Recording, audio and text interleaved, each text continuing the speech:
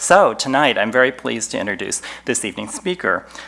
Stefan, I keep thinking, we've had all of these kind of engagements and encounters over the years, and he reminded me of the first one, which was way back in, we think, 2000, when I was out at AIGA LA to talk.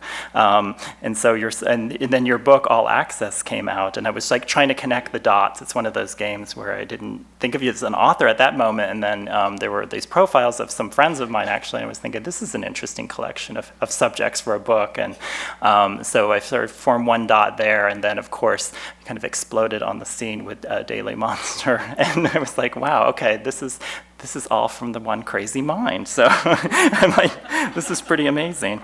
So I want to definitely welcome Stefan here this evening. And then the last engagement was when I was at AIGA National in Memphis and heard you speak there. And I was quite blown away by that particular presentation. And I thought, damn, there's finally somebody who can give Chip Kidd a run for his money as far as design presentations go. So that's pretty amazing to be able to do that. So now for the more formal introduction.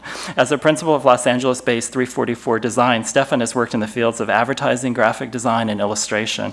He began his career at a young age, I like this story, I hope it's true, in his native Germany, redrawing existing ads in need of a design makeover, some of which he sold back to the original clients. So obviously a talent, a prodigy. Arriving in America and then studying at Art Center College of Design in Pasadena, Stefan worked briefly in advertising before striking out on his own as both a designer and an entrepreneur. He is the author and designer of the books The Graphic Eye, Photographs by Graphic Designers from Around the World, and, as I mentioned earlier, All Access, The Making of 30 Extraordinary Graphic Designers, as well as, most recently, 100 Days of Monsters, which documents his creation for the blog dailymonster.com. Now, I'm sure he will go into the process of this, but let's just suffice it to say that these creations are published through his blog, and these monsters have inspired a whole creative community of contributors, people who have written inventive backstories for the creatures, those helping to build the world's tallest monster by adding their own piece in a kind of, I guess, exquisite corpse fashion, or others who participate in his open source monster forum. And I think that these endeavors of leveraging the web as a platform for creativity is really quite an amazing accomplishment. So please help me welcome Stephen Booker to the stage. Appreciate it. Thank you, guys, and thank you, Colleen, and thank you, Andrew, for the great introduction and for completely overselling me right away. And thank you all for coming out, because I know it's beach weather out. As I know that this is being filmed and transcribed, the transcriptions are going to be Google searchable. So let's just immediately make sure that we get some decent hits and say healthcare reform, Jersey Shore, and I don't know, something else. I'm missing a third. So I'll just keep weaving some things in. So if there's sort of a weird word somewhere, it's just so we get some web stats for the Walker site. But right away, oh, and by the way, the story about that I started out redoing shitty ads for little German stores and then selling them back to those places, that's totally for real. I did the first one of those in 1989, and I got 40 Deutschmarks for it.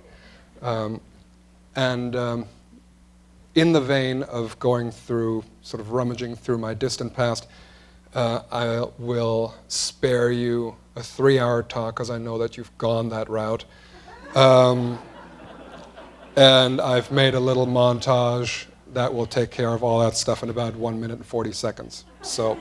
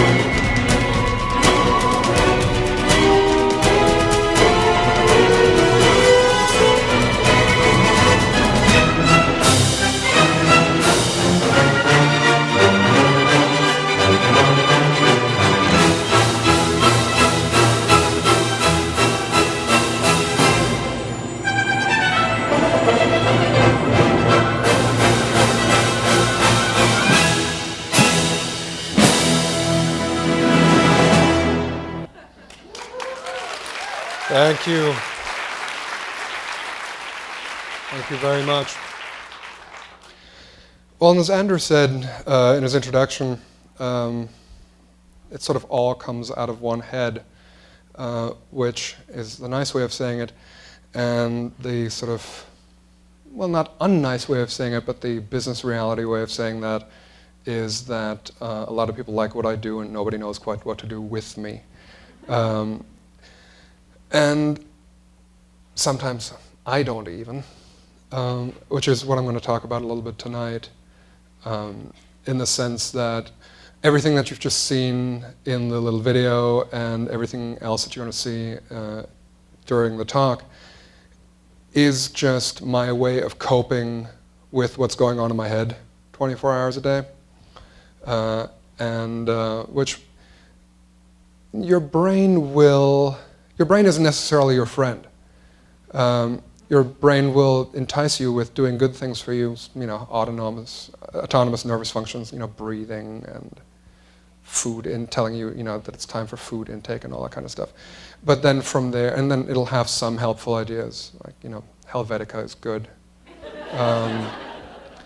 But it'll also then immediately go into sort of more neurotic behavior of like, oh, really, is this the best you can do? And wow, that seems pretty uncool as an idea.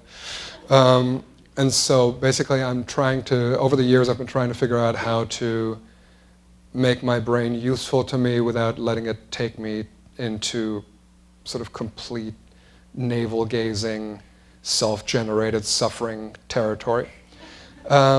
In other words, I'm trying to know my operating system, and I'm trying to sort of develop the workarounds. And the best workaround, or one of the most immediate, easy workarounds, certainly, is just to put your brain in the service of somebody else. In this case, of course, clients, because then you don't have to worry about, well, is what I'm doing worthwhile? Yes, it is, because they told you so. And they're sending you a check, so obviously they've assigned some sort of value to it. And then they give you a data set, and then all you have to do is find a shape to give to that data set, which is very relaxing. Because again, you're not going to have an existential crisis every time you do a flyer. Half the time, but still. So I'm going to start off by showing you some of my commercial work. Such as it is. A few years ago, I started working with an art gallery in Los Angeles called L.A. Louver. They're in Venice, California, and they're one of LA's leading-edge art galleries that just handle a lot of amazing contemporary artists. And it's one of the rare jobs that I went out for, because usually at this point it's just that people know roughly what I do and they pick up the phone and call me. And so I'm cast more than hired. But in this particular case, I actually answered an ad in the Art Center alumni listings. That was, designer wanted, some experience, welcome. And I researched the gallery and I realized that they represented David Hockney, who was a painting hero of mine. And so I thought, okay, well, you know what? I don't like pitching, but I want to do some stuff for Hockney, so I'm gonna go in for this. And usually I think that pitching is a waste of time, and I think it's sort of a little bit of a soul killer, because somebody should be able to go to your website or see your portfolio and then make an educated guess as to whether you're right for this project or not. And the whole idea that you're being pitted against each other, I think is a little bit distasteful, and it's just a waste of energy, and I hate wasted energy. Because it's somebody's going to waste their time, and half the time it's going to be me, or 9 times out of 10 it's going to be me, and that I hate especially. It also brings out my competitive nature, which I don't like, because I'm super competitive, and so I try to put myself into professional situations where that tendency is damped down, instead of poked and prodded into I want to win. But in this case, I really did want to win, and I went out for it, and I thought, okay, well, if I'm going to play the game, I want to win it. And I thought, and this was a catalog for for a show called Rogue Wave, a group show of contemporary artists, of younger contemporary artists. And I thought, okay, well, what do I present to them that immediately makes them think, Bucher, genius.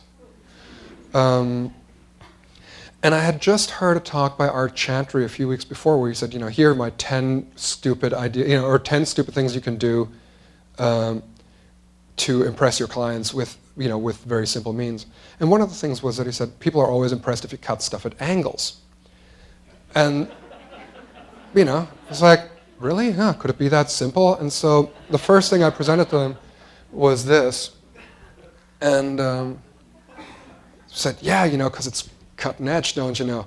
And they said, oh, well, this is all very nice, very, very interesting. And I see your bid. Okay, these are interesting numbers.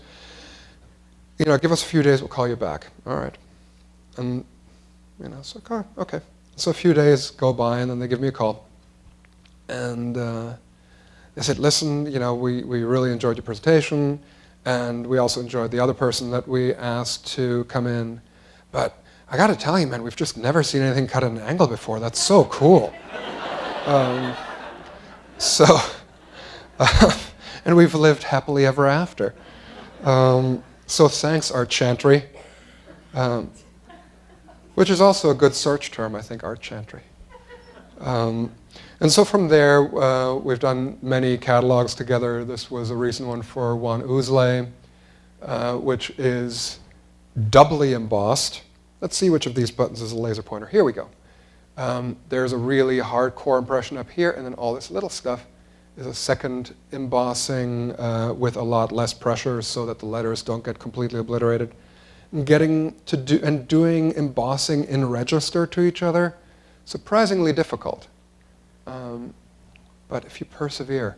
And then, of course, there's the nice spine here, so the chipboard is adhered to just a paperback, basically, which also saves some cost, which I occasionally do. This is a very small catalog for Deborah Butterfield, who makes these amazing, gigantic horses. If you're not familiar with them, she creates these horse sculptures out of driftwood, and then every single one of these, she makes the horse out of the driftwood, they photograph it from all angles, they number all the pieces, and then they break it apart, and they fugitive cast every single one of those branches in bronze, weld it back together so it looks exactly like the driftwood sculpture, then paint it and varnish it in like 20 different steps to make it look exactly like wood. And so you have these horse sculptures that look like driftwood horse sculptures, but in fact weigh like 2 tons and are rated to outlast the apocalypse. Which at that price, I suppose you would want. And so the point of doing a very small book is because every other gallery and every other museum that has published on her, as many, many have, do these gigantic books because they're like, oh, big horse, big book. But it's a life-size horse. So, I mean, this to this doesn't make a difference. And what I liked about this is that because it's coated paper and you don't really see it in that format, when you pick up the book, which really is only this big, it really startles you with how heavy it is.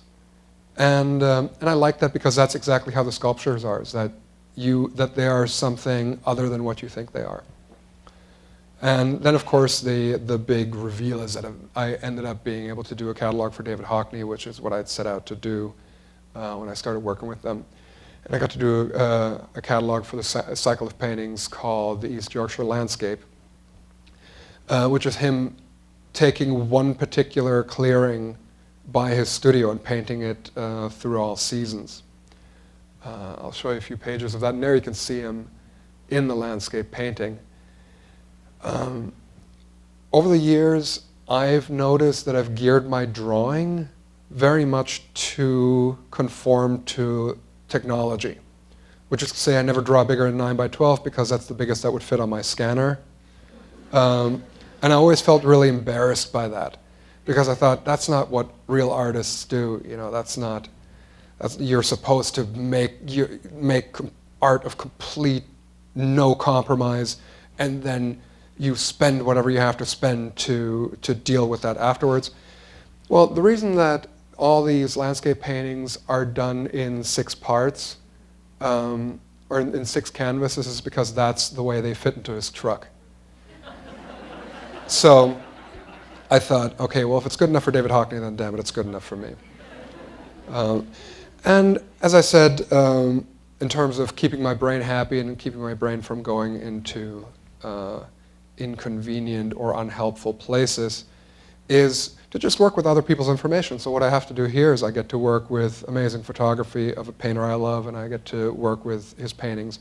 And then I also get to set type, flush left, ragged right, at 9/12, which is just really, it's like maintaining a Zen garden.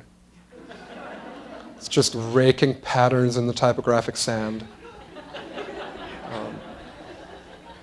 And then, of course, you also get to retouch things, which is equally soothing and just makes me feel good. The deal with this show is that David had seen that particular gallery wall color in a museum show of, I want to say it was a Sargent exhibit, and he loved it and he wanted it for his show. And as we shot the gallery throughout the day, of course, the light changed. And so to get the color completely accurate throughout the pages, I ripped it out in Photoshop and put it in for every single gallery shot again and faked the lighting. So all those spotlights are fake.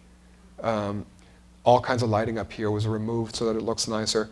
So again, anything to just not think about stuff and just, put everything in the hands, take it out of the head and put it into the hands. And again, more flush left, ragged right, because it's just so pretty. And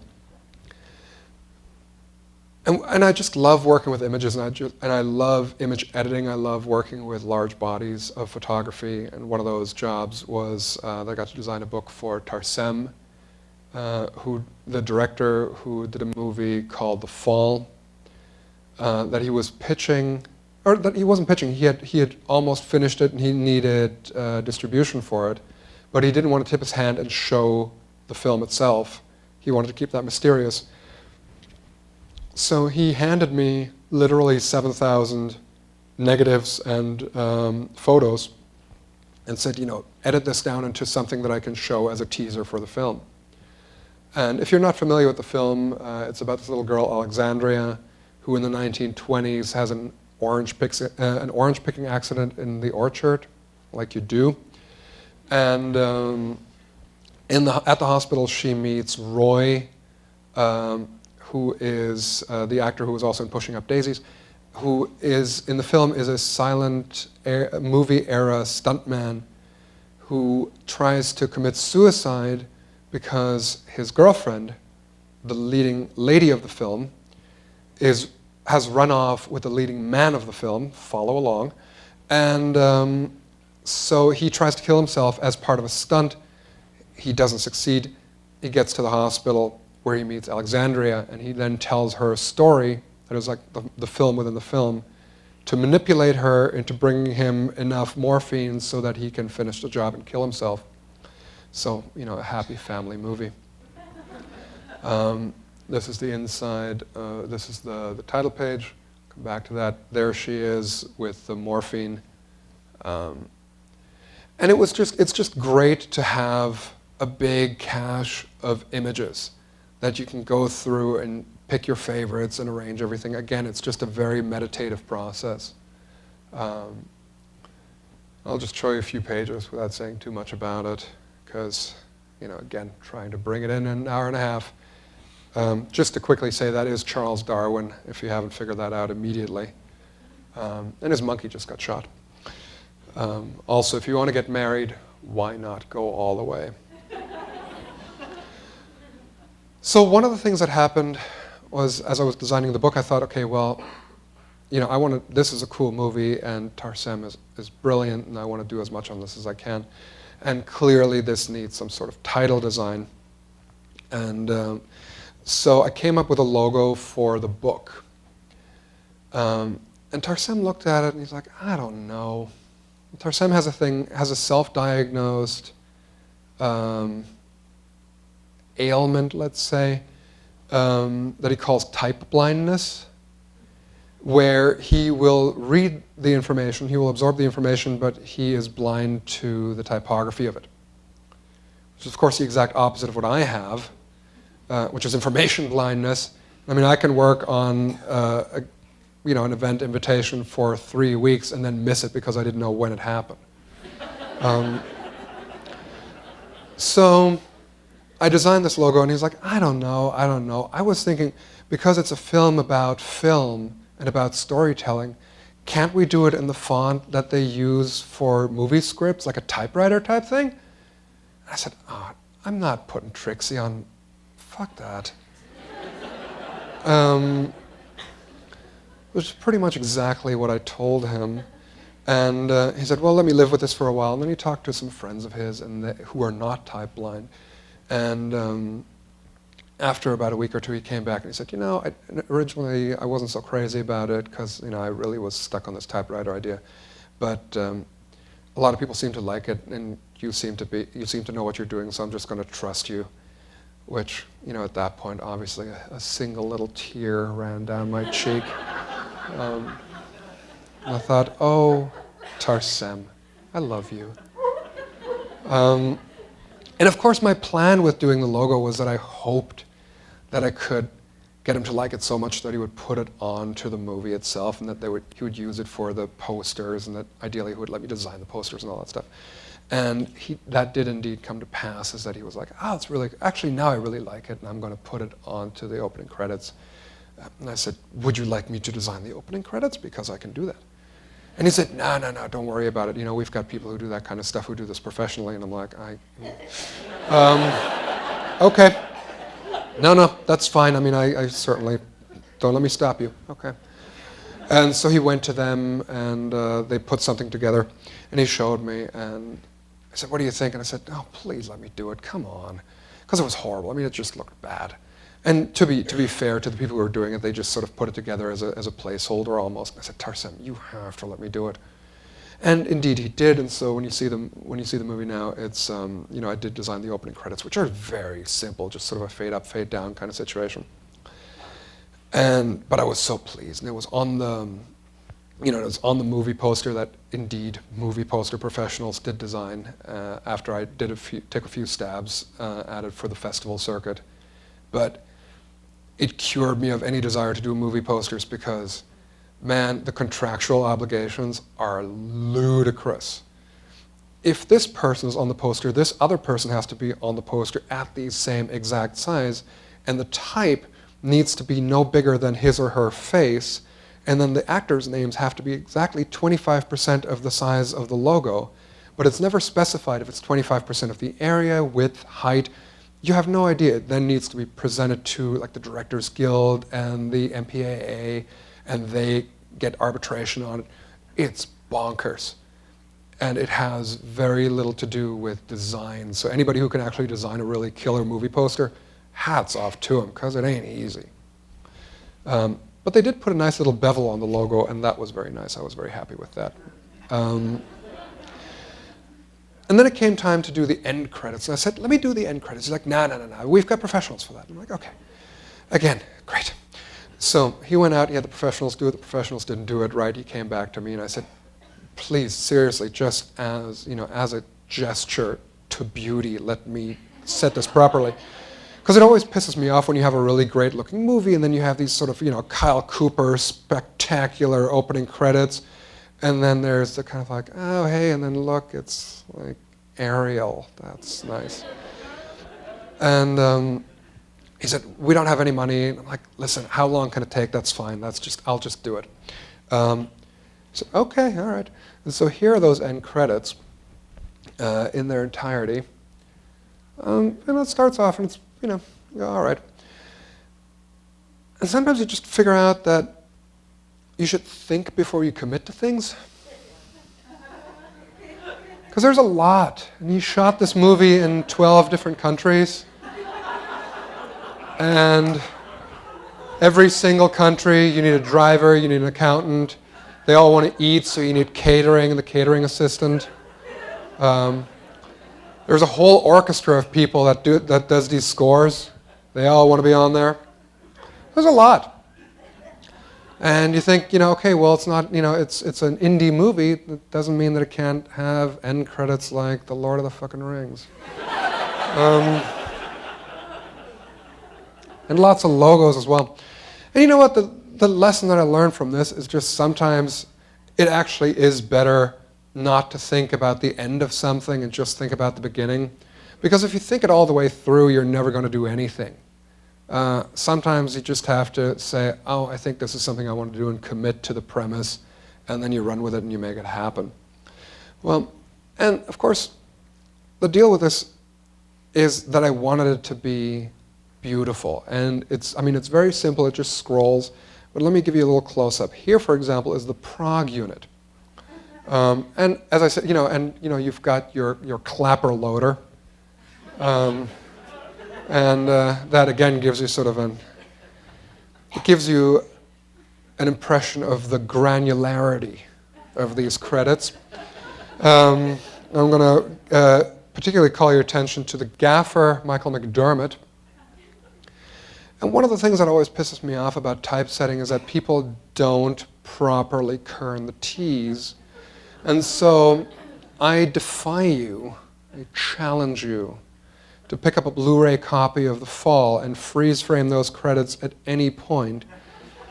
They are perfectly, perfectly kerned and typeset everywhere. Because it's about integrity. You're right to applaud that.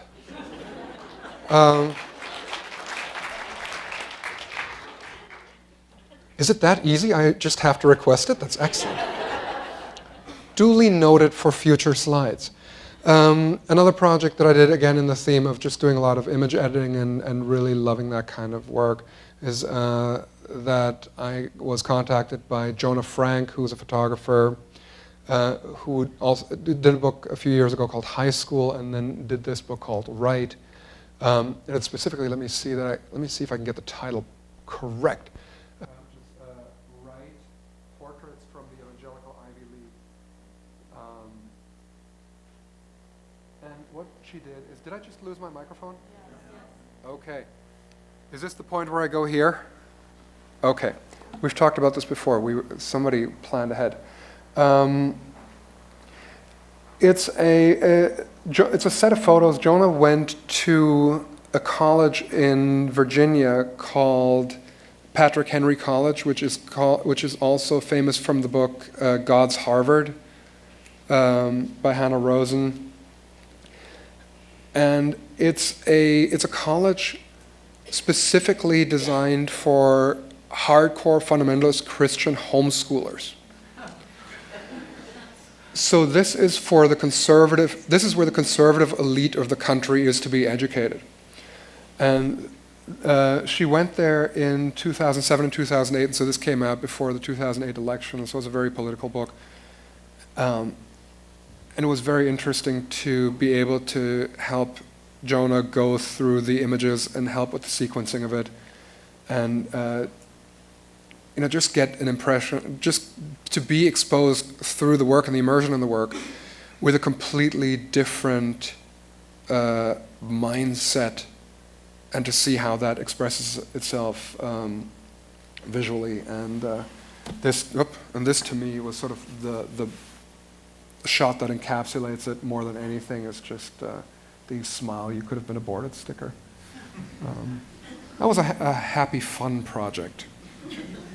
Another one in the series of photography books is a book I did called American Photography 17.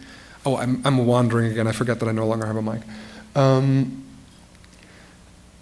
It's an award show annual. There's an annual competition called American Photography, and the sister publication called American Illustration. And this was a 5.5-pound book, which was great, and was 400 images. The dust jacket is done in a clear vinyl with silk screen. The white and all the type is silk screen on the inside, so that when you take that off the book, you see only the photography, because there is sort of this debate that I always have with photographers. do they think that typography enhances their work or detract from it? And so I wanted to have it be completely modular. And doing all these things ultimately led me to make a photo book of my own. Not so much of my own photography, but one where I got to select truly what went into it, and I got to select the initial body of work that I would then edit down into the book. And that, of course, is the graphic eye, which just came out late last year, which is photographers by graphic designers from around the globe, because, you know, I like a snappy subtitle. And that was just based on the idea that I love going out and taking photography, especially now with digital, where it doesn't cost me an arm and a leg to take 12 angles of my favorite blade of grass. And I figured that basically every designer out there has this folder of pet images, that if I just ask them, that I would get this flood of amazing photography, which indeed I did. And so this is a collection of 500 photos chosen from about 5,000. Of just amazing stuff of how other graphic designers see the world. This is the US cover. This is the British cover, which I also designed. And I'll tell you how. I presented this one, and the US publisher is Chronicle. And I showed that, and they said, "That's very nice. Can we, you know?" And it's very stereotypically, they said, "You know, can we have the type a little bit bigger and bolder?" And so I presented this. You know, because I'm passive aggressive, I admit it. And I said, "Okay, you want bigger, bolder type? You got it. Stymie extra bold with 3D extrusion and a drop shadow." And they said, "Fine, God, we get it. Jeez, you can have your type." But the British publisher, who originally actually started the book with me, wrote a vision. They said, "This is really fun." So the whole, you know, taking it to the extreme to walk people back never works. And in the end, I actually quite enjoyed it, and I actually think that it's a valid alternative. And it is fun, you know, that sort of, this actually looks a lot more like my illustration type, which is much more sort of comic influenced. So I was it was actually sort of nice in the end to have both of them side by side. By the way, I'm just gonna see, can we try again on the microphone with this? Because the whole just standing at the podium is driving me crazy.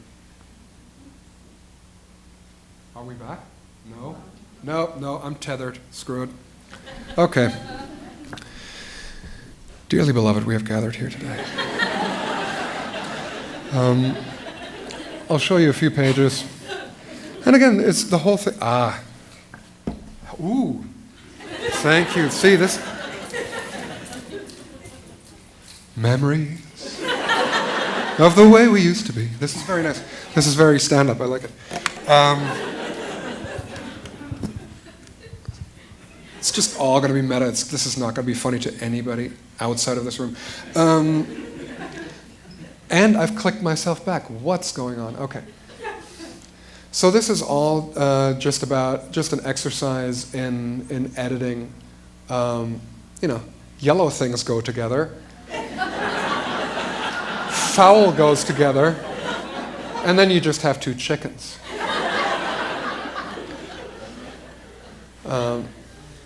I'm not averse to cuteness.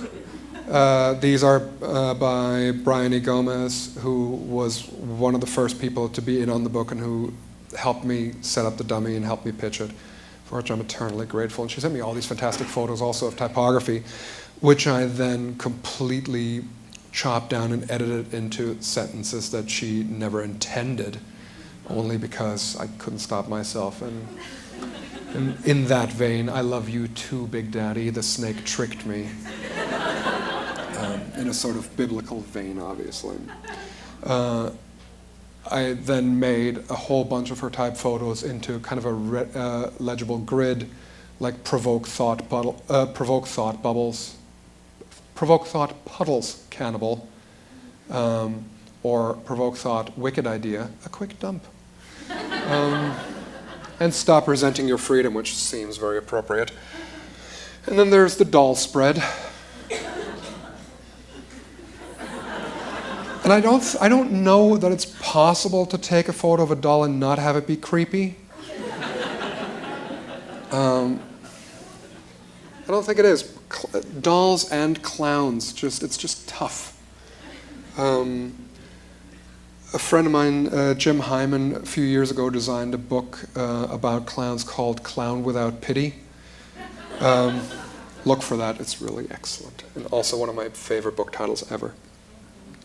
And then there's this, which I liked, which sort of... These are by Carla Faye Bauman, both by her. And this was the thing, I asked people to send me 10 of their favorite photos, and so they just sent me things that in a lot of cases they never meant to go together. And I just thought that this was such a great juxtaposition and such a great illustration of the male gaze.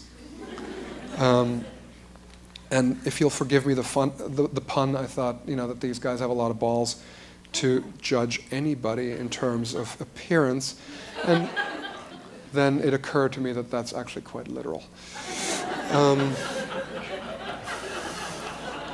So I'll close that section on that disturbing little image. So this is all when I sort of let my brain work on behalf of others, which again is just as a safety measure and just as a way of sort of getting through the day pretty easily. But then the other thing is that I do a lot of self-generated stuff, and in that case I just figure out ways to play around and to do interesting stuff that makes good use of my brain, but without the sort of training wheels of a client.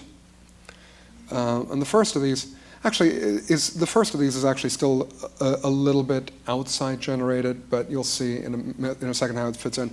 I was called by the New York Times to do an alternate Super Bowl logo. And they'd invited 6 design firms from across the country to design alternate Super Bowl logos. So first of all, of course, I went, the New York Times. My little nerd heart started beating. And I thought, okay, well, what's going to happen here? Everybody's going to really try to do a hardcore Super Bowl logo, but do it kind of nice in the hopes that, eventually somebody will go, like one of the teams will go, my God, what a fantastic logo. We should get this person to do the next team logo, which I knew was never going to happen for me because obviously I look athletic, but I'm really not. And so I thought, okay, well, you know what? I'm going to, again, show some integrity and do a logo that serves my community and that is underserved by professional sports and just do the nerdiest possible Super Bowl logo possible, which is this. And I'll take you through it. For one thing, it is, obviously you do have a football, but it's My Neighbor Totoro as a football. You've got your 3 major sci-fi franchises. You got your Star Wars, your Star Trek, and your BSG. It's been pointed out to me since then that Serenity Firefly is missing, but Nathan Fillion needs no help from me, so there. It is USB and FireWire equipped, obviously. You got yourself a sort of World of Warcraft scroll that says, "Yea, for they wield the pigskin of doom, and they shall clash most mightily." You've got a Latin motto, which is Siphus Eximus, which basically just means exalted vessel, like a salad bowl. You've got, it says it's Super Bowl 43, you've got 43 expressed in binary here. You've got your Dungeons and Dragons dice, because, football fan, dungeon master, there's very little difference in the end. All these come out to 43, so you've got 40 and 3, and all these add up to 43, and then you just have 4, 3 there. You've got a little bit of Freemason action going on here. because it's always good to go Masonic on them. It's been pointed out to me since then that this is also a little bit, PG-17. That's all right. Didn't even think about that, but it comes out subconsciously as it will in that arena. And then lastly, you have Professor Frink, the patron saint of nerds, wielding the power of the testosterone molecule.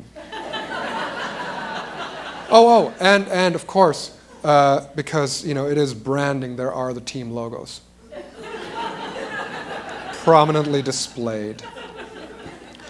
So the little meta thought here was that I thought, okay, if I'm going to put as much detail in as possible with 5-point type, then they're going to have to run it at a certain size on the paper, and mine is going to look twice as big as everybody else's. And that actually worked out.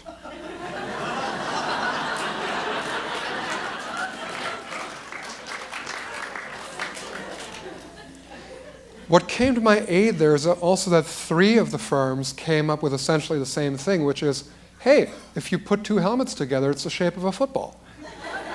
And the guys at the New York Times were very happy to have something totally out of left field to put in between there to make it less noticeable. Now, what I got to say about that is, thank God that I didn't think of that. Because make no mistake, if I had seen that in my sketchbook, it would have been like, done, I'm a genius. Because how is that not just a graphic designer happy ending? You just go, you'll call your friends about that and be like, I did a good logo today. There are awards coming. No, absolutely no way I wouldn't have stopped on that too, so thank God I didn't think of that. Anyway. Continuing in the nerdy vein, an entirely self-generated project is my website, The Neologist, which is a website where you can write to me Dear Abby style and request that I tailor-make for you a German compound noun so that you can impress people at your work, or you can impress rivals, or you can maybe get a date. So the example here is, and these are actually all real letters from real people. This one is, Dear Neologist, I have a problem with reconciling myself to the difference between potential and reality. Some things, or people, or situations seem really exciting and promising and generate all kinds of ideas or high expectations, but then I frequently find myself disappointed by their actualization. I would like to be able to sum this up with a highfalutin German word that I can drop into conversation with a slightly embittered sigh. Please help. Sincerely, World-Weary in West Hollywood. And so the words I came up with for her were Erwartungsentzauberung, which is expectation demagification, which is related to the problem of rückwirkende Vorfreudensauslöschung, retroactive joy of anticipation expungement. And I hope that in all this, she doesn't lose her hoffnungsfundierte Liebesunklarheit, her hope-based love on clarity. If you would like a German compound noun, please email me at the website, which is neologist@typepad.com. And the website is neologist.org because it's a public service. Another project that I took on about 3 years ago is I was approached by 826LA. And I don't know if you're familiar with 826. They're a group started by the author Dave Eggers, which is a chain, I suppose, a network of tutoring centers for at-need kids. So kids in inner cities can just walk into these tutoring centers and get homework help, or they can be in writing workshops. It's a really great organization. And what they also have is that in the front of the tutoring center, they will have fake stores. And that came out of a zoning problem in San Francisco initially, where they were zoned not for a community center, but for retail. And so they said, fine, we'll do a store. And so they came up with a pirate supply store.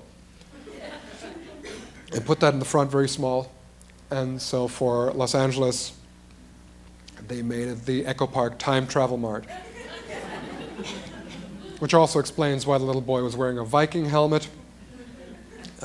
Because he's a time traveler. Whenever you are, we're already then. That's our motto. They approached me and they said, can you do like a product line for us? That would be great. We're trying to get some designers involved.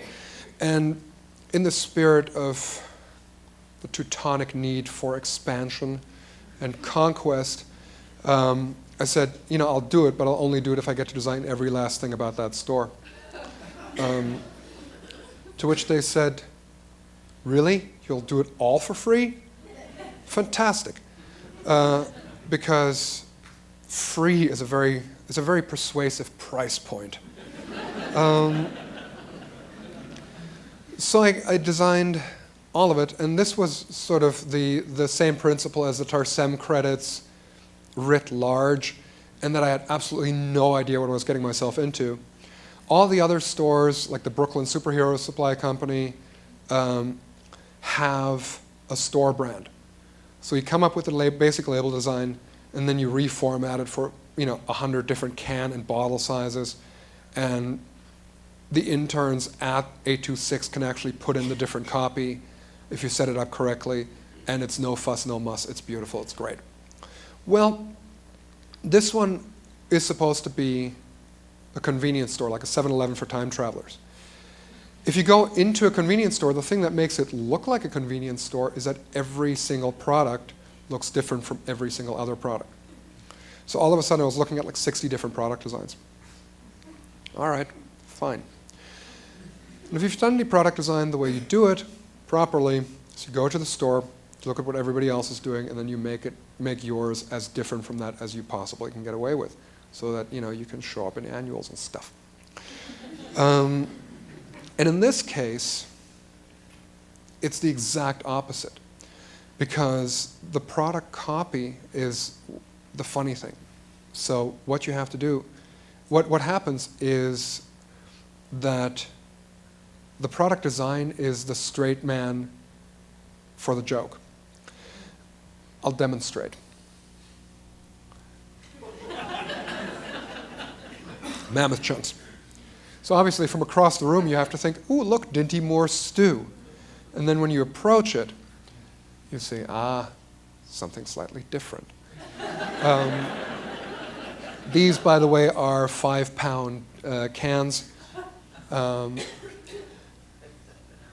So you look at the product category that you're parodying, you take a survey of what all those products look like, and then you have to sort of distill it into like the Uber stew can, like the gestalt of the stew needs to be generated here. 100% woolly mammoth meat may contain up to 30% mastodon. There's Golden Horse powdered horse milk, the Khan's choice cream of the steppes. And it's powdered, so just add water or horse milk. No ponies. The copy for all this came from Mac Barnett and John Korn, and I got to sort of nibble around the edges a little bit. The mastodons are mine. There's TK brand anti-robot fluid. TK, if you're not familiar, is the editorial mark that gets put into text so that you can quickly do a find replace, because TK doesn't appear anywhere else in the language. So TK is basically for something that has not yet been inserted. And so that's our future store brand. And you'll see here also the warning label, caution, 1011000011, and anti-robot fluid will not work on plastic robots. And the way it works is that the store also helps with the fundraising efforts for the organization, and that's why we sell a bottle of water for $15. The pride and joy of the Time Travel Mart is that we have our very own slushy machine. Time Freezy Hyper Slush, a taste blast from the taste past. Warning, Time Freezy Hyper Slush is a Category 5 explosive. And as a matter of fact, literally 10 minutes before the opening of the store, it did explode. And one of those hoses came off with a terrifying bang. And the writers, in their genius, quickly wrote that sign, and it encapsulated the whole vibe of the store so well that we never actually bothered repairing the machine. And the only thing that's sad about that is that you can't actually get the bubonic blast flavor. So at this point, I'll talk a little bit about, because I mean, you see these projects, and as you can see, a lot of my work is done for no money at best and for free, or at worst. I actually pour my own money into it. So if you've come here for business advice, I'm really sorry. The way that works for me is that I practice greed control, and you may have heard me speak about this before, but I think especially these days it's really important. I will illustrate with a graph. Hang on. As your greed increases, the quality of your work goes down. It will happen. And that's not to say that you can't do great work and be paid well for it. Of course you can. But if making money is your primary goal, you're going to start choosing work on that basis. And the easiest way to make your work better or worse is by the clients you choose to work with. So if you're greedy and if money is your primary motivation, you're going to choose clients that won't let you do your best work. You'll choose clients that will pay you incredibly well, and that will, in some cases, pay you almost specifically for doing less than you could, or for being less ambitious, and for just, making the sausage and just churning all that stuff through. The way around that is you can either get really, really good at presenting and selling yourself to amazing clients, which is not necessarily a skill I have. So the way for me was indeed to practice greed control, which basically just means keep your overhead as low as possible and spend your money, if not wisely, then at least consciously. And make decisions about how you spend your money instead of just letting it sort of slide out of your hand. Because there's a lot of pressure put on us to consume and to sort of prove your worth as a person by the size TV you have, or where you vacation, or what kind of car you drive. For me, it's more important to be able to say no to certain jobs. I had the same TV for like 13 years, and then it finally broke down, and I went to Best Buy to get a new one. And I said, okay, I need a 24-inch cathode ray TV because that's what fits the size of my TV hole. And the guy at Best Buy, under normal circumstances, you would expect that guy to say, "Come right over here, sir. That's where it is. That's where the products are." Or at the very least, go, "It's over there."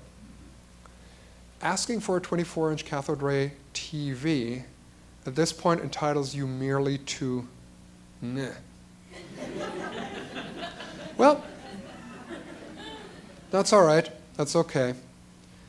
But that's what you're up against, is that if you don't consume properly, you will receive some level of scorn. Well, fuck that, because I'm going home to a job I love, working with people that I love working for. And that to me is more important, and that's what I mean when I say greed control, is to just, make that choice. I'm not saying become a monk, eat out, buy flowers for your girlfriend, please. Have a vacation every once in a while. But I'm saying make that choice. Think about it and don't just go, oh, more gadgets or whatever. Don't get me wrong, I mean, I want an iPad as bad as the next guy, but that to me is a real consideration. It's like, okay, $500 means a week of not having to get a real job. And that's pretty powerful. So, as I was first thinking about all that, I was sort of having a little crisis of, do I actually want to be a graphic designer? Because I was starting to sort of run up against what I could do, and that was specifically because I wasn't able to pick my clients then. And I asked other designers, I thought, okay, well, I need to be able to look into the future, and at that time, the Time Travel Mart had not been opened in our time period yet. And so the way I did it is that I asked 30 other graphic designers, and that is, in fact, how All Access came about, which is the book that Andrew mentioned in the introduction. And that was just really me searching and talking to people that had achieved success, asking them where they'd come from, how they had been raised, if they were supported by their family, how they got their first jobs, and how they got to do work that's as cool as it is now. And the thing that I found out is that, for better or for worse, there isn't a secret password, which I was really actually sort of a little bit hoping for, because then maybe somebody would have told it to me and it would have been easy going from there. And I kind of thought that maybe the password was Aji or something, but guess not. As it turns out, every one of the people in that book still is working their ass off trying to make the ultimate design or the ultimate illustration that they have in their head, because nothing ever looks the way it does in your head. And I think that ends up being kind of the life mission, as of finding something that is perfect and that is exactly like you always wanted it to be. And everybody's still searching for that, which made me think, wow, that's really, really cool that everybody's still at it. And then I thought, God, that's exhausting, really? Like 30 years from now, I'm still going to go, oh man, shit. This kerning is off. And that's when I started striking out a little bit from just straight ahead client graphic design or self-generated projects within graphic design. And I started writing a column for the now dearly departed Step magazine called Ink and Circumstance, where I could illustrate and I could write, but write in my own sort of weird, disjointed fashion.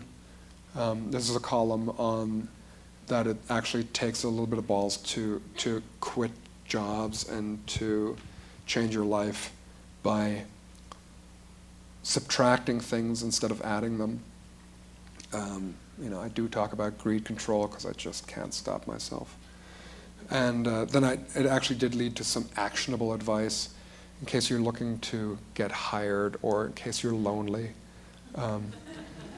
Be useful, don't be boring. Think about it, it's really true. And I did that column and I loved doing it until I just completely burned out because it was difficult. It was always difficult to do, and I always loved having done it, but it was always very painful to actually do it.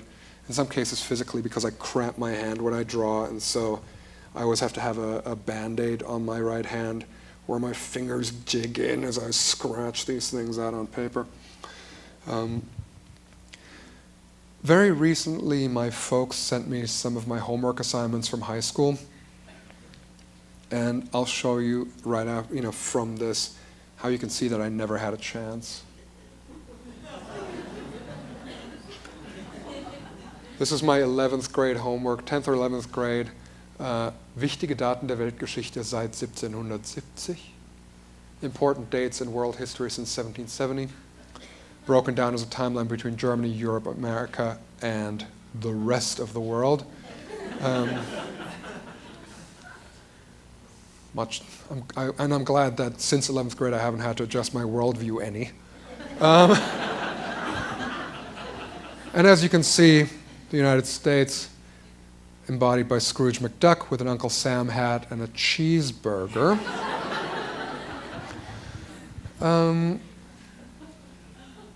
Again, it's from the mouth of babes. Yeah, so you can see, and this is a millimeter grid, by the way. So I had no choice. I had to go into graphic design. And then I actually did a very similar graph like that on the inside of the dust jacket of All Access because there was an open space that could hold some ink, so why not? And that actually taught me, and that was all the lifelines of all the designers in relation to dates in world history. The cheeseburger was invented in 1938, and the Bauhaus closed in 1939. Coincidence? I don't know. And then, of course, there are the monsters. I'll show you a few pages from the book. And as Andrew said, the thing that was so excellent and unexpected about the monsters was that people from all over the world started writing in stories about them. Never anything I had in mind. I started doing the drawings just for myself. Because I literally had a vision and one appeared on my arm and I thought, ooh, should draw this one. And put them online. And people started asking me, well, what's this monster called? And out of either instinct or probably laziness, I said, well, you know what, that's not my job. You tell me what it's called. So based on that, people started writing in. And I started asking them questions because I thought, oh, this is fun. And then around Monster 10, Simon Darwell Taylor from London wrote the first long-form story, which was sort of like the birth of a nation for the monsters, without the racism. And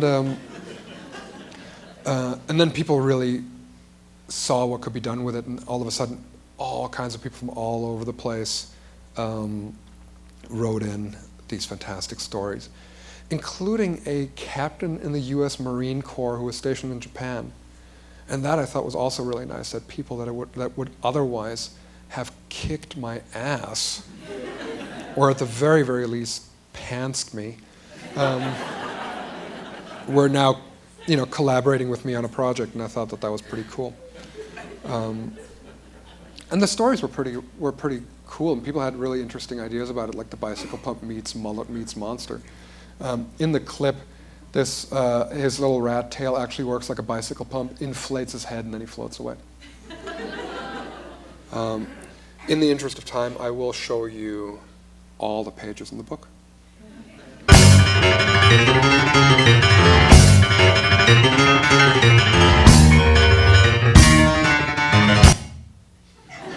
There's that.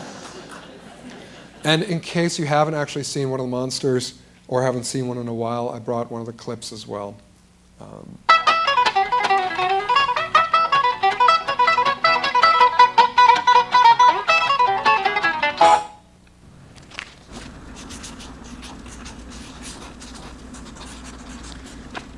And I do the writing and the drawing upside down and in reverse, purely to show off.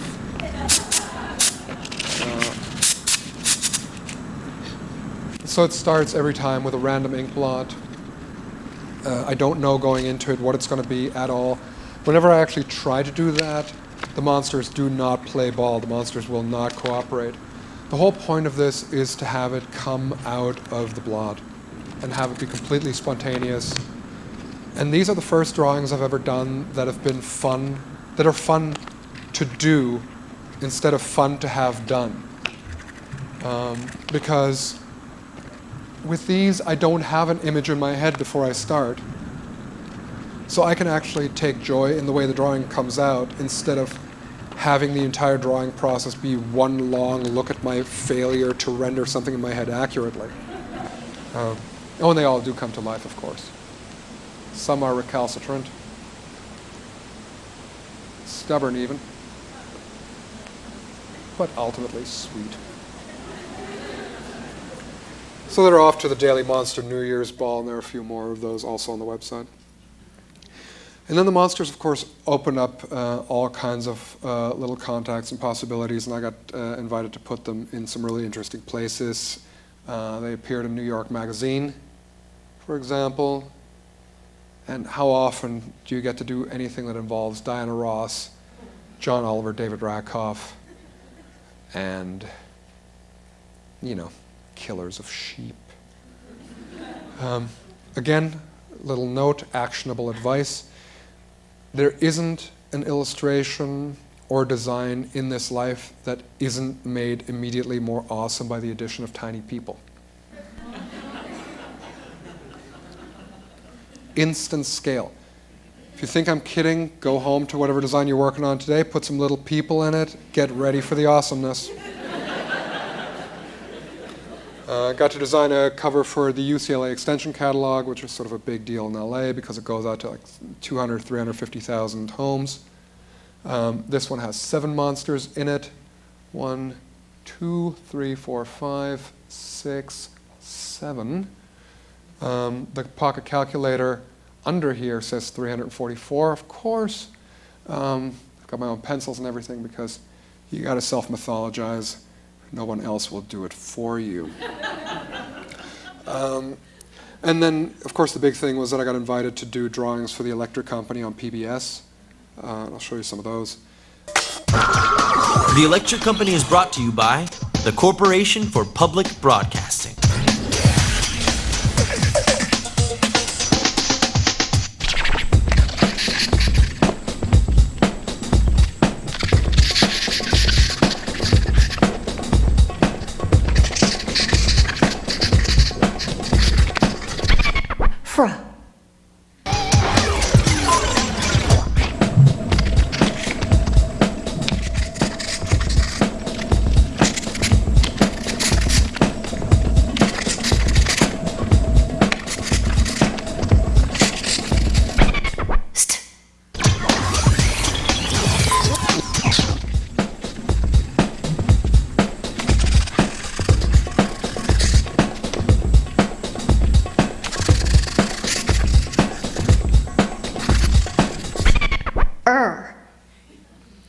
So now I get to do monsters, typography at the same time, and I get to teach kids how to read, which is pretty cool. I mean, that's a nice day at work right there.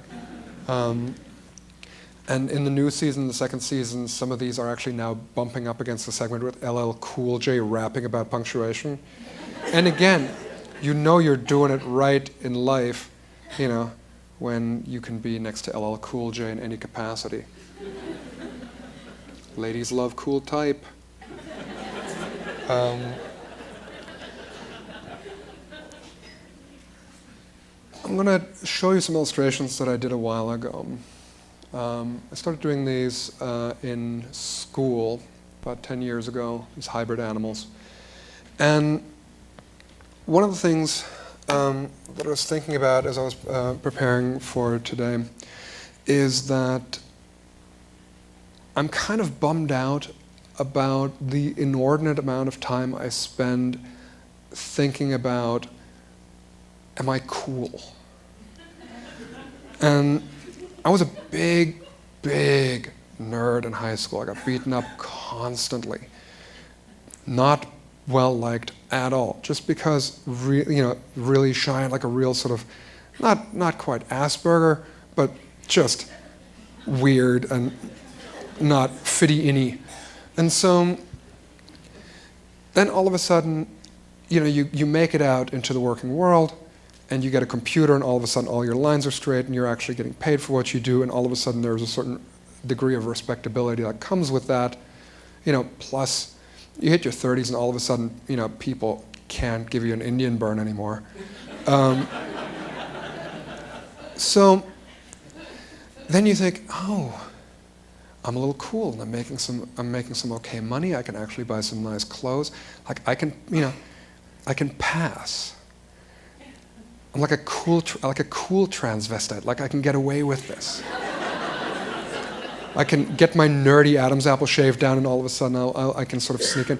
And that's kind of a bummer, because I remember that I used to do a lot of stuff back when I was really just desperately uncool, because it didn't matter. It was like, well, they think I'm an idiot anyway, so I might as well do exactly what I want to do. And again, then you sort of get seduced into like, oh, maybe I can fit in with people, and that's going to be really great. Because, who doesn't like not being laughed at? And who doesn't like a little bit of sort of affection from your peers? That's great. But then you start, I know for myself at least, I really started censoring myself. There are certain things that I like where I would never admit to it. I mean, if you saw my iPod, you wouldn't want to be in this room with me for fear of that my nerd stench would rub off on you. But that becomes the trap, is that it's all of a sudden you have to maintain the pose. And it's not like I'm not standing here in a suit. So there's a lot of effort that goes into that. And I started getting a little bit sad thinking about it. And the reason I thought about it also is that I thought about Norm Sherman, the drawing teacher in whose class I did these animals and started doing these animals. And he was a product design teacher at Art Center. And it was very interesting to see his approach to things, because I was actually an advertising student, and which I was just so ill-suited for. I actually now do quite a bit of work with ad agencies again, but very much sort of behind the scenes and a lot of photo editing, and I get to do what I do, but it's straight on advertising, unsupervised. I suck at it, but advertising and graphic design, very much, nothing is good enough unless you've spent 3 months banging your head against the wall and thinking so hard that little rivulets of blood come down your forehead in a sort of Fifth Element Gary Oldman way. It's just no good unless you've suffered for it.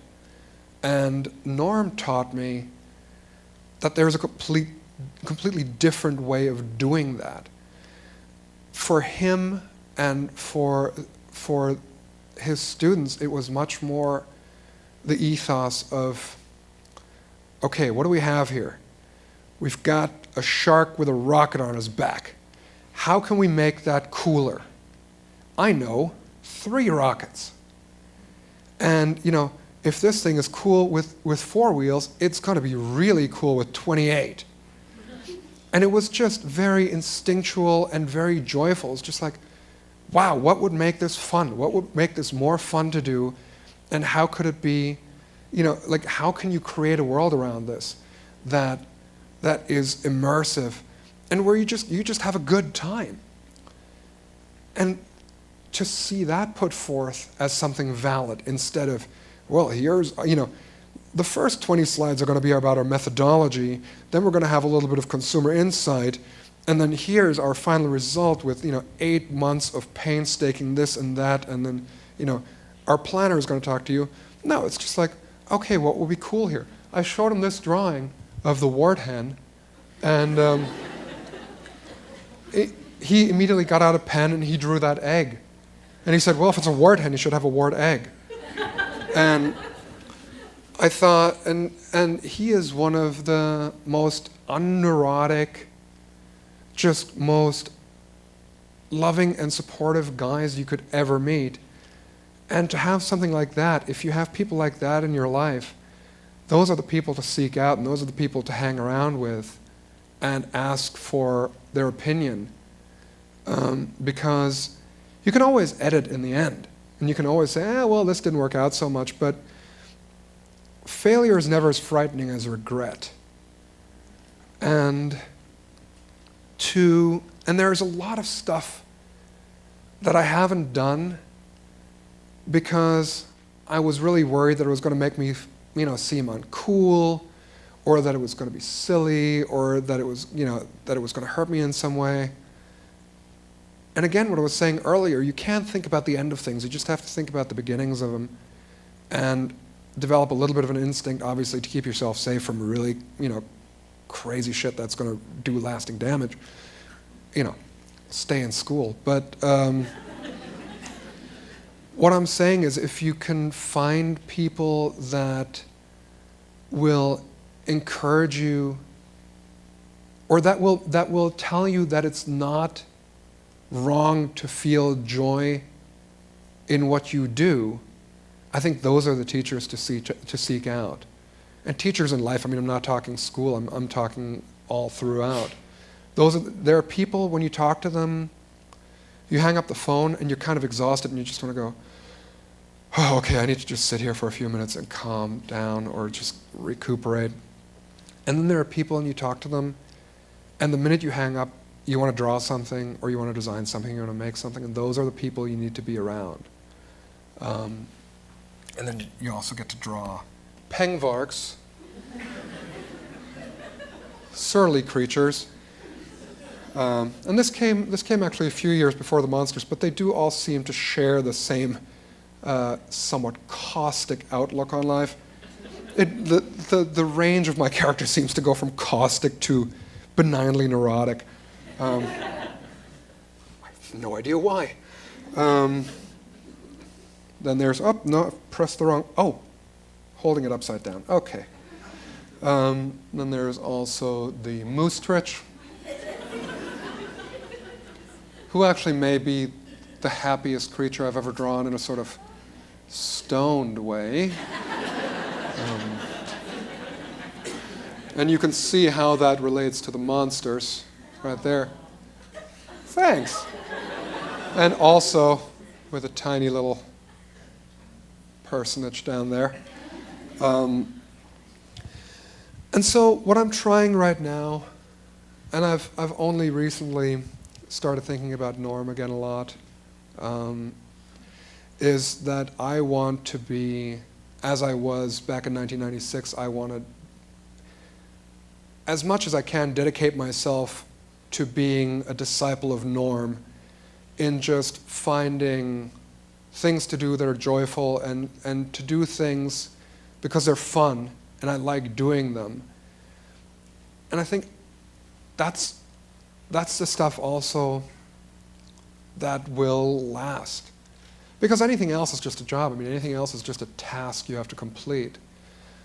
And sometimes you have to do that, and you have to do that to pay the bills, or you just have to do that for your own sort of peace of mind that you're doing something responsible. But as much as possible, for myself certainly, I just want to do things that are fun, that make me happy.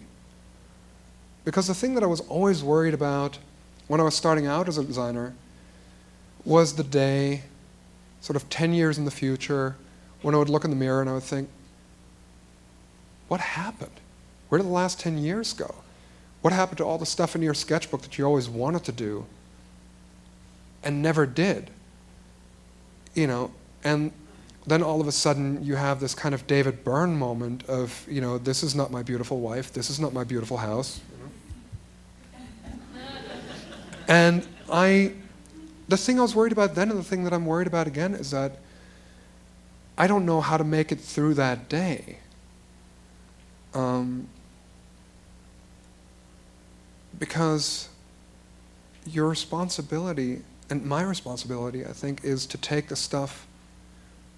Well, I won't speak for you, but I mean, for me, I see my responsibility as I have to take the stuff that's in my head and I have to get it out into the world in a way that it can survive on its own. I have to build these little machines that I'm getting directions for in a way that they have enough cohesion and are understandable enough to live independent of me. And there is a strain in culture, not a strain, the culture in general is set up to make artists feel trivial.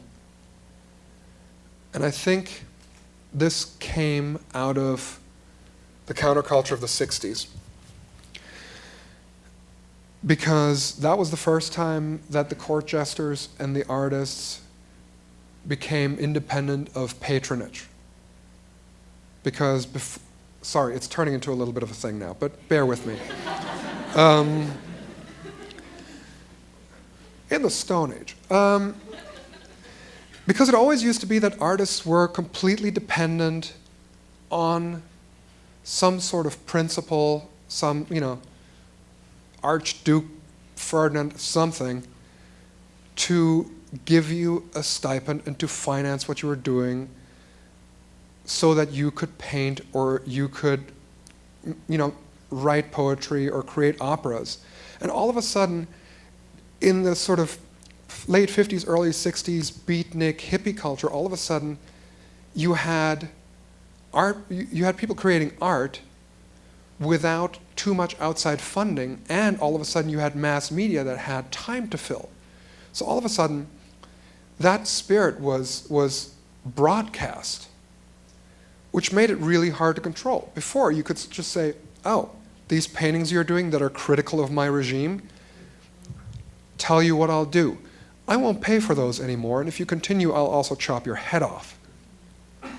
Well, that stopped being possible.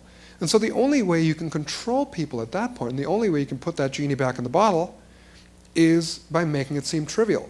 And by saying, hippies,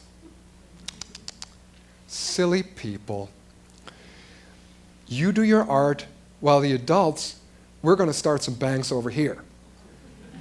And we're going to, get into the, we're going to continue with our pursuit of making money, and we're going to make sure that everybody knows that you guys are completely unimportant. You are ballast.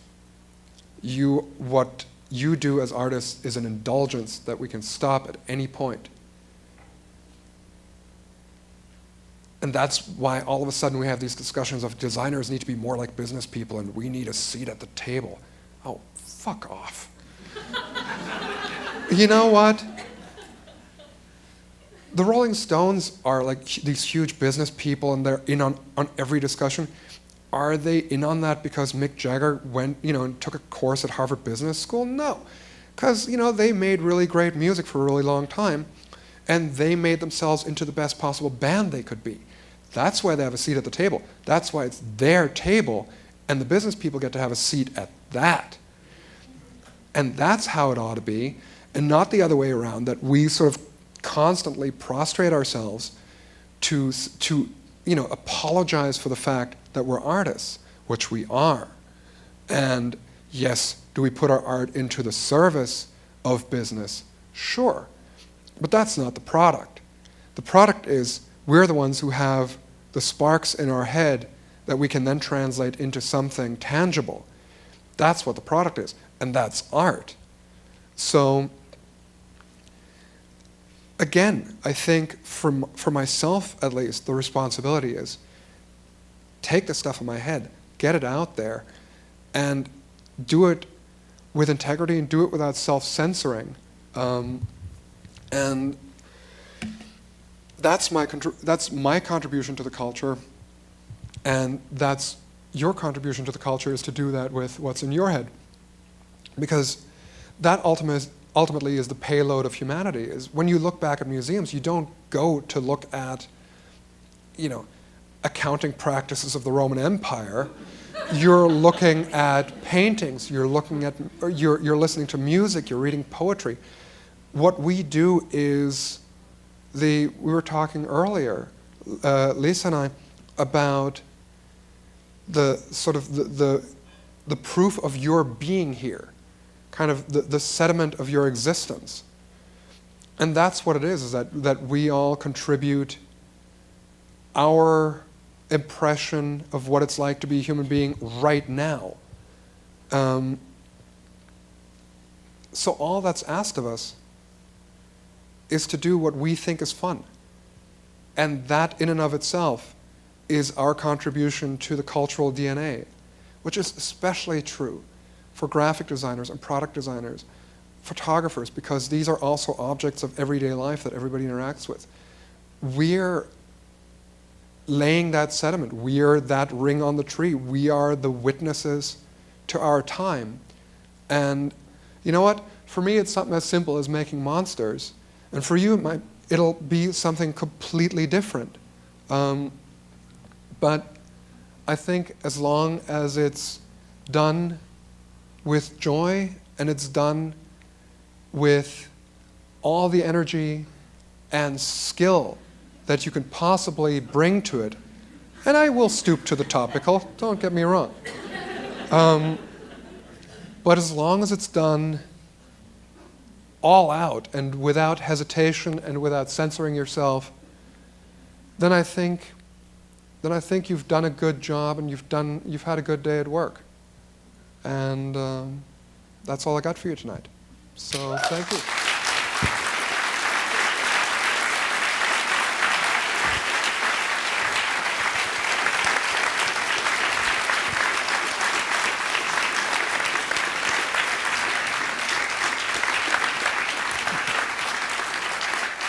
I think we can take a few questions and quick Q&A. There's people in the aisle with microphones, so we can capture your question for the webcasting and the recording. Great. Thanks. Any questions? Hello? Yeah. Oh, hang on. We got to get you a microphone. Okay, you know what? We're going to come back to you. We need to get... It's where the microphone is. That's the law. Yes? Do you ever refuse to work on a project, like for an artist you don't respect? Like if you're doing an album artwork or like a movie poster? You know what? When I was doing the album artwork, I was working at the record company, and it wasn't then an option. That's partially... that's actually a large part of where the whole greed control thing came from, is that I didn't want to work on some of that stuff. And I have since then, yeah, I have actually refused some album designs because it came from a political background that I didn't believe in. So, yeah.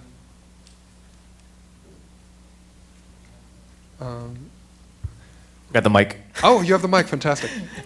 How do you feel like your self-generated projects have changed the kind of jobs you're offered Yeah. from clients, but especially the kind of jobs you choose? It's made it so much better. It's made everything so much easier. Because nobody wants to be the first to hire you for anything. Everybody needs to see a factory floor model, and that's what the self-generated projects are. Is if I went to somebody and said, well, you know what, I'm going to start doing these ink things, and then I'm going to blow it out here, and then, you know. So trust me, it's going to be great. Doesn't work. And that's why I started doing the posters on my own, and I started doing the books and everything. And so now, I just have a lot of stuff out there that people can reference and that they can link to. So it's made it, I mean, at this point, I don't get offered work that's inappropriate for me because people know what I do. And it's just made everything so much easier.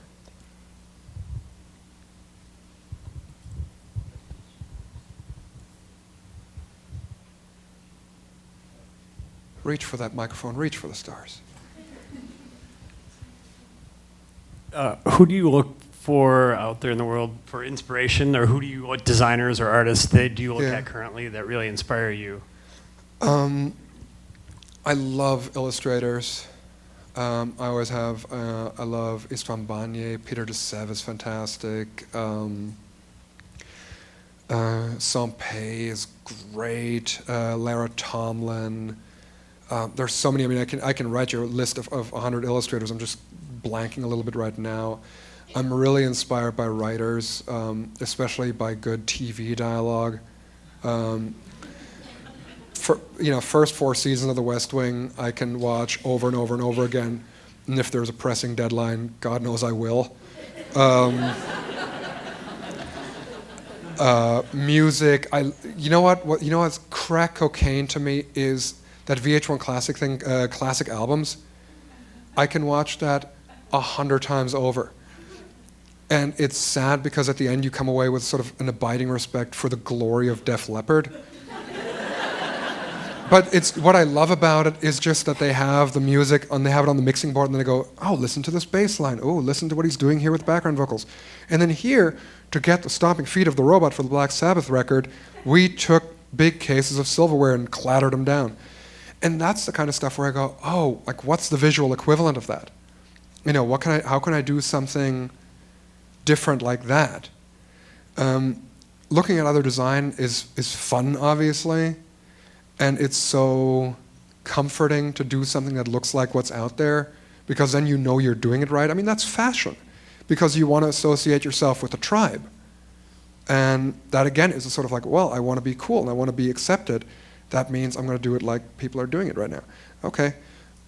But again, comforting, but ultimately not that fun, and ultimately I think something where I would look back and go, oh, just kind of took it easy there. So yeah, I mean, I just try to go outside as much as possible, and I try to read as much as I can about, science and politics and everything. So I just try. I'm just trying to read the paper it's like reading the paper plus. It's like reading the hyperlinked paper and then just going from there. I mean, I can look up something for spelling and then 2 hours are gone on Wikipedia. Yeah. Hey, I know there's a lot of students in this room who are about to enjoy the experience of job hunting in about a month and a half or so. Yeah. And I'm wondering if you have any advice or something to tell them at all? Do I? It's almost like I gave you $5 before to ask that very question. No, first of all, putting your portfolio together, number one. So much anxiety around that, and there's this sort of weird bait ball of anxiety that forms of all the students going, I don't know, how many pieces do you have in your portfolio? 15? Oh shit, I got 18, is that wrong? And I don't know, do you have a healthcare brochure? Because I think that would be really good. And do you have a car ad? Who gives a shit? Do you want to do car ads? Then put car ads in. Do you want to have, do you want to do healthcare brochures? Then put that in. Who cares? All it is show what you can do, show what's fun to you, take all the work you have, take all the work you've done through school, put it on the floor, pick the stuff you want to talk about. Because all it is, it's a starting point for a conversation. So just take the stuff that you want to be asked questions about or that you want to tell a story about. That's your portfolio. If it has 5 amazing pieces in it, great. If it's got 68 pieces in it, probably going to be a long meeting, but why not? I mean, I made people crack up when I first interviewed for jobs because I had 3 portfolio cases. And I went through all of it, man. I mean, I would ask, like, is it okay? Do you still have time? And they're like, well, here's all my ads, and then and then I have these book designs that I did, and I have these CDs designs that I did, and then also I have this whole drawing sideline, and then there are these ads that I did back in Germany, and it was all stuff where I was just like, you know what? There's an interesting story behind all that stuff. Doesn't matter. People will stop you, or if it's not enough, they will ask you, hey, do you also have this? And then you can say, well, you know what? I left that at home. I'll bring it by tomorrow. I'll bring it by in a week. And then you go home and then you make it.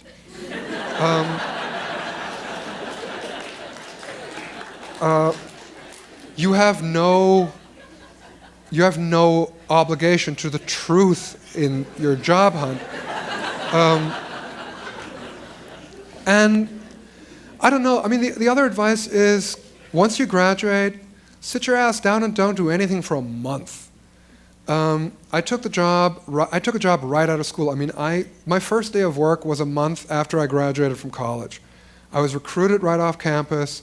I went on like 13 recruitment things, and was actually approached by a few different companies that were like, oh, come work for us. And still in my head I was like, oh God, they're just saying that. They're just, I'm never going to get a job. Oh God.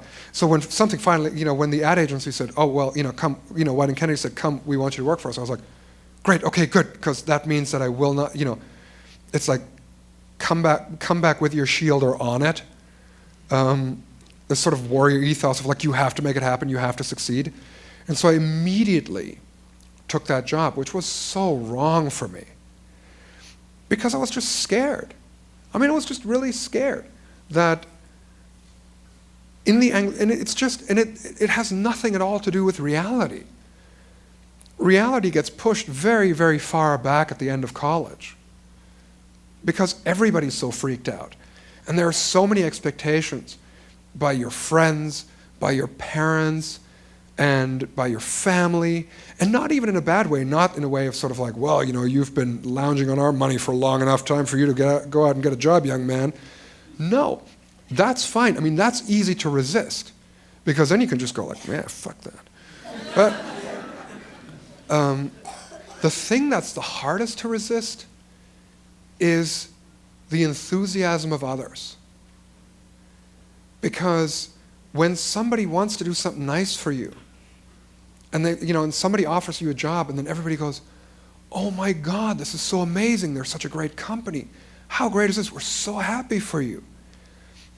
That's what's hard to resist. That's where it's hard to say, you know what, I don't think this is right for me. My gut tells me that this isn't right. When everybody's so excited for you. That's how I took that first job, because everybody was so psyched for me. And it just felt, this is going to sound stupid, but it felt rude not to take that job. Because a lot of people wanted it.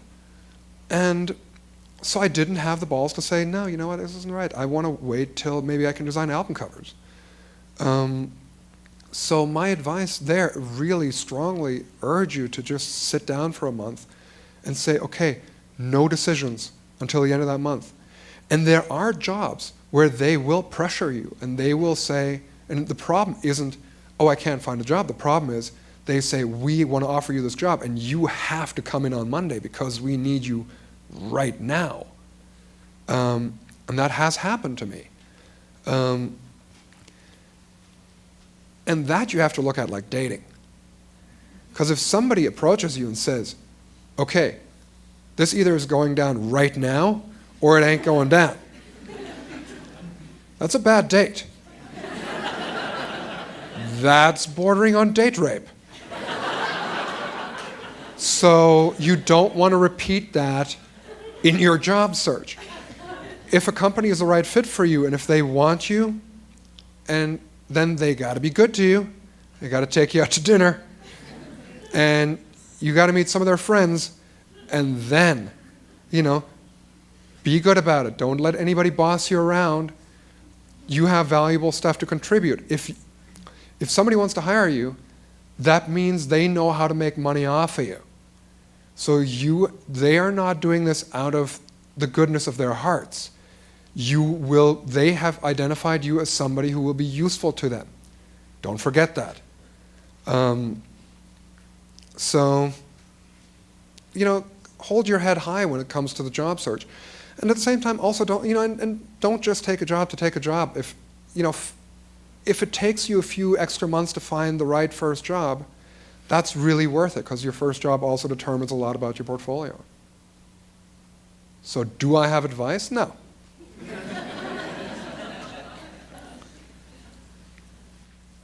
In the NFL logo, Yeah. what did the barcode Oh, scan? thank you for pointing that out. Yes, that also says 43.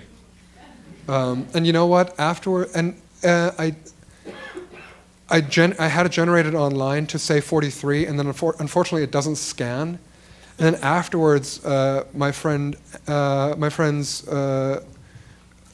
Scott and Lisa had a fantastic idea and said, you should have just taken some sort of, like that horrible John Fogerty song, Put Me in Coach, and just like scan that CD barcode so that it would actually come up on the cash register. I wish I could tell you that that's what it was because that's way, way smarter, but it just says 43.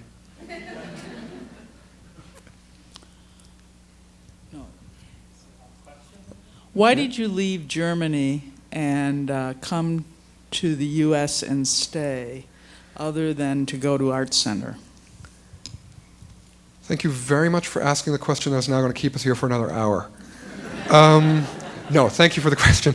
I never had the plan to come here. I didn't grow up going like, I'm dreaming of moving to the U.S. It was an offhand comment by my dad because I used to go to London a lot because I just loved English. As soon as I learned English, I was like, ooh, this is an operating system that suits me. Like English is my Linux. And so I went to London and he was like, oh, well, with the exchange rate the way it is, you might as well go to the US. And I had saved money from doing the little ads and doing the illustrations when I was growing up in Germany. And so I just took these trips to the US and I just fell in love. And particularly with California, particularly with Los Angeles, where as soon as I got off the plane, I thought, oh, now this all makes sense. Because in Germany, I'm a big weirdo, and it doesn't, none of it fits in, and everybody's like, I literally in high school, somebody said to me, I bought a hat. I bought like an Australian farmer's hat, which is essentially a cowboy hat, but and I was like, and I was so like, yeah, this is awesome. I'm brilliant. And he literally said to me, another student, not even a teacher, another student said to me, if you want to wear hats like that, why don't you move to America? And I was like, fuck you, I will.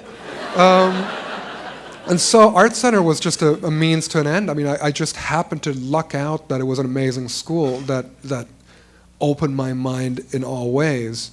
But it was just that. I just fell in love with the city, and there are palm trees there, and hummingbirds on my porch, and amazing bright light and wide vistas, and a lot of stuff that Germany, as lovely as it is, does not have. Few and far between are the hummingbirds in Germany. And now I completely require it. It's just hummingbirds are mandatory. And and I got my citizenship last year, and it's just, this is my home, and I think it always has been. It just took me a little while to make the migration. So there.